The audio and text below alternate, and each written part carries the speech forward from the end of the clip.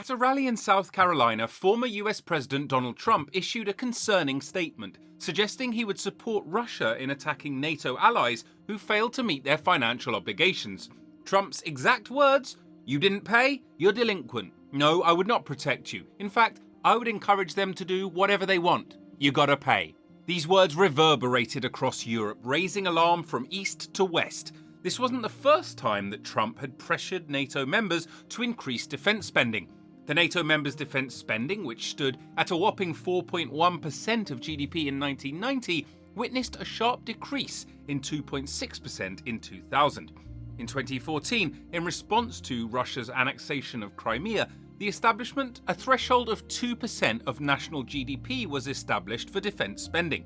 But even after 3 years in 2017, there was still no concrete performance, and there was a visible disparity between pledges and real action, as only the US, Greece, the UK and Poland succeeded in touching the threshold, resulting in Trump asking for increased defense spending.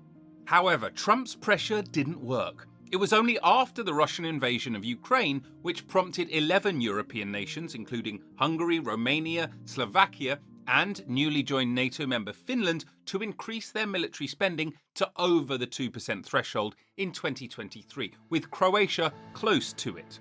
This funding was meant to modernise the military-industrial complex by acquiring advanced weaponry, bolstering cyber defence capabilities. Let's have a look at how the European military sector is rising from the ashes. Germany has decided to shun its policy of restrained defence spending, which it followed since the end of World War II, and has instead embarked on a significant military modernisation programme. As per an estimate, the Bundeswehr would need €300 billion to address its requirements, since most of its supplies have been significantly depleted due to supporting Ukraine. Germany's achievement of the threshold, i.e. 2% of GDP spending on defence, would amount to $73.41 billion, happened for the first time in the last 3 decades. This was possible due to a €100 billion special fund announced by Chancellor Olaf Scholz in response to the Russian invasion of Ukraine, which is set to be spent by 2028.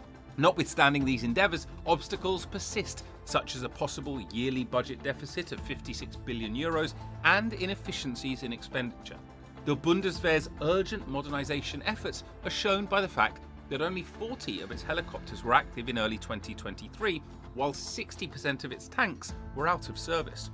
One of the most recent and major purchases in Ukraine's €2.7 billion aid package is the acquisition of Leopard 1 A5 tanks, Marder armoured personnel carriers, self-propelled howitzers, surveillance drones, and Iris-T SLM anti-aircraft systems. Now, France has traditionally possessed one of Europe's strongest military forces, with recent upgrades. France spent €20.3 billion on the armed forces in 2023, with $9 billion of that amount coming in December alone. The Military Programming Law (MPL) 2024 to 2030, which aims to increase the yearly defence budget from €43.9 billion in 2023 to €67.4 billion by 2030, includes this spending. It earmarks a historic €413.3 billion over 7 years. Key purchases include 8 NH-90 Cayman helicopters for €305 million, 420 Serval armoured vehicles for around €500 million, and 109 next-generation Caesar cannons for €350 million. These expenditures indicate France's strategic priority on modernisation and readiness for high-intensity conflicts, ensuring that its armed forces remain capable and well-equipped. France is also anticipated to meet NATO's 2024 target of spending 2% of GDP on defence, with a current budget of €47.2 billion, up from €30 billion in 2017. Following its departure from the EU, the United Kingdom showed a strong commitment to improving its military capabilities. The UK committed £54.2 billion to the military in the fiscal year 2023 to 24. Now, by 24 to 25, this figure is predicted to rise to £57.1 billion, a 4.5% real terms increase. The UK's defence spending exceeds NATO's 2% GDP target, with an estimated 2.3% in 2023. In response to the crisis in Ukraine, the spring budget of 2023 included an additional £5 billion over 2 years, as well as an additional £2 billion per year until 27-28. This means that the overall amount spent on defence will rise by £11 billion over the course of 5 years. Prime Minister Rishi Sunak has recently announced the UK's intention to increase its defence spending to 2.5% of GDP by 2030. The UK's Integrated Review of Security, Defence, Development and Foreign Policy outlines plans to fund the Tempest fighter aircraft programme, Dreadnought-class nuclear submarines, and upgrades to the country's cyber and space defence capabilities. Across European countries, Poland, situated on NATO's eastern border, has always voiced for increasing defence spending to protect against Russia's aggressive actions. In this regard, it has taken several measures at home, like modernising its armed forces, strengthening its defensive capabilities, and actively participating in NATO missions since joining in 1999. In 2023, Poland was the highest spender of GDP on defence at 3.9% and hopes to exceed 4% this year. Poland's military forces are set to be modernised with new F-35 fighter jets, Leopard 2 tanks and Patriot missile defence systems. To enhance its combat capacity, its forces regularly take part in alliance drills and operations and also host a sizable contingent of NATO troops. As per Technical Modernisation Plan, Poland has decided to spend $131 billion by 2035 on acquiring military hardware. In 2023, the hardware, worth $23.8 billion, was imported from the US and South Korea. As for the public perception of NATO in Poland, 92% of the public supports NATO membership.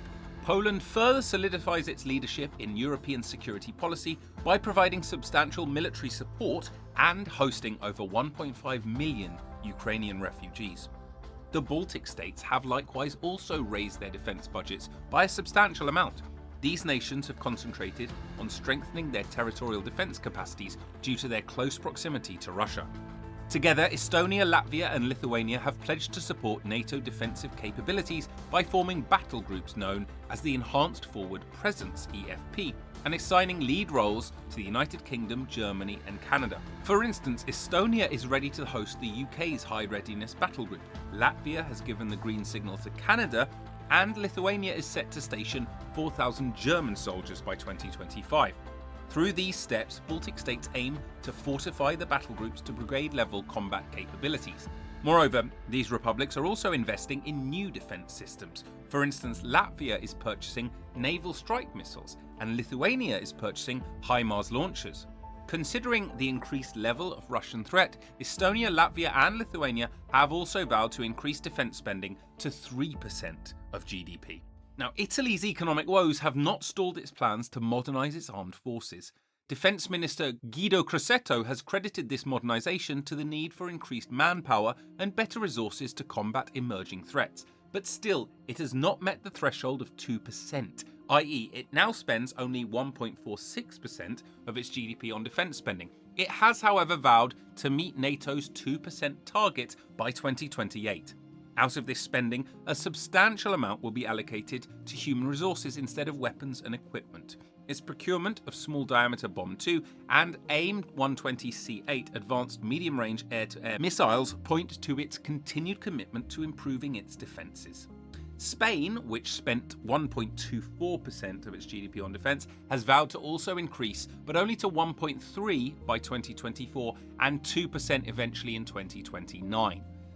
Through this increased defence spending, the country is modernising its naval capabilities with new frigates and submarines and upgrading its army with new armoured vehicles. Some of the most notable projects include F-110 frigates and S-80 submarines, with the initial steel cut for the F-112 frigate finished ahead of time and the S-80 submarine passing its final safety checks. Under the umbrella of the EDF, the European Defence Fund, Spain's contributions exceeded expectations, with nearly €300 million being granted to 74 projects in 2021 and 22. Furthermore, it has also planned to modernise its army with programmes like the Dragon 8x8 combat vehicle, with €1.74 billion invested in 348 units. Considering the level of threat perception in Scandinavian countries, including Denmark, Norway and Sweden, they have also prioritised defence investment. For instance, due to pressure from the US to spend 2% of GDP, Denmark over the next 5 years intends to raise its defence budget by 40.5 billion Danish crowns, which is about $5.9 billion, and close major security gaps.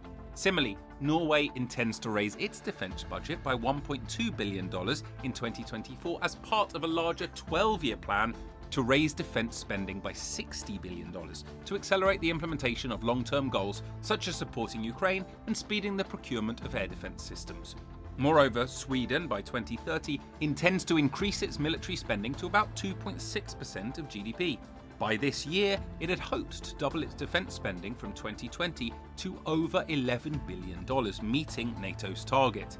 The projected expansion, anticipated to cost over $18.5 billion during the course of the expansion, involves boosting the fleet, investing in defence against airstrikes, and raising conscription.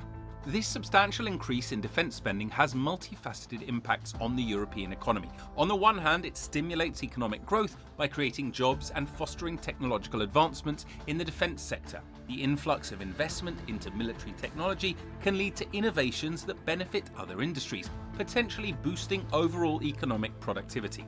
For example, 58 billion euros of the EU's defence budget was invested in enhancing defensive capabilities.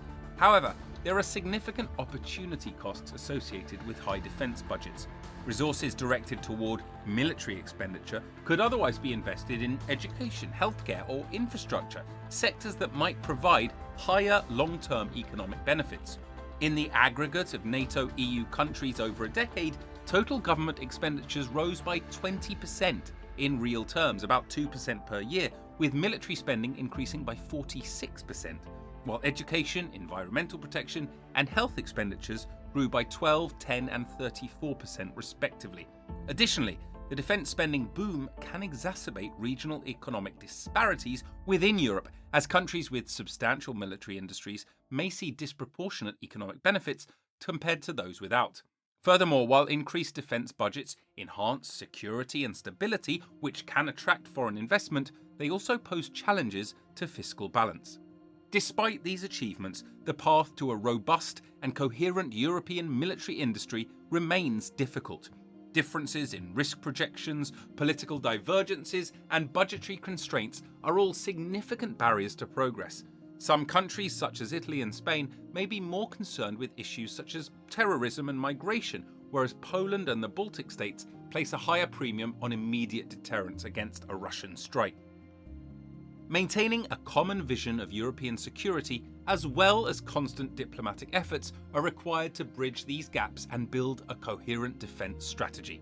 Furthermore, the defence sector is under duress due to supply chain reliance and technological sovereignty. Europe's reliance on non-European suppliers for critical components has exposed vulnerabilities, particularly given difficult international economic relations. The creation of a more self-sufficient defence industrial base is an ongoing process that demands tremendous resources and complexity. These investments are beginning to produce returns. NATO's eastern flank has been bolstered by increased military capabilities, and European forces are demonstrating greater readiness and cooperation by participating in more international missions and exercises. Furthermore, the strategic autonomy provided by these investments allows Europe to take a more active role on the global arena, supporting humanitarian missions, peacekeeping, and conflict resolution. So, the European military sector's recovery marks a significant departure from the decreased defence spending that followed the Cold War. European countries are now actively investing in military hardware and technology in response to contemporary security concerns and a desire for more strategic autonomy. Even while there are still challenges to overcome, the concentrated effort to increase defence capabilities demonstrates a commitment to ensuring Europe's security and stability in a rapidly changing world.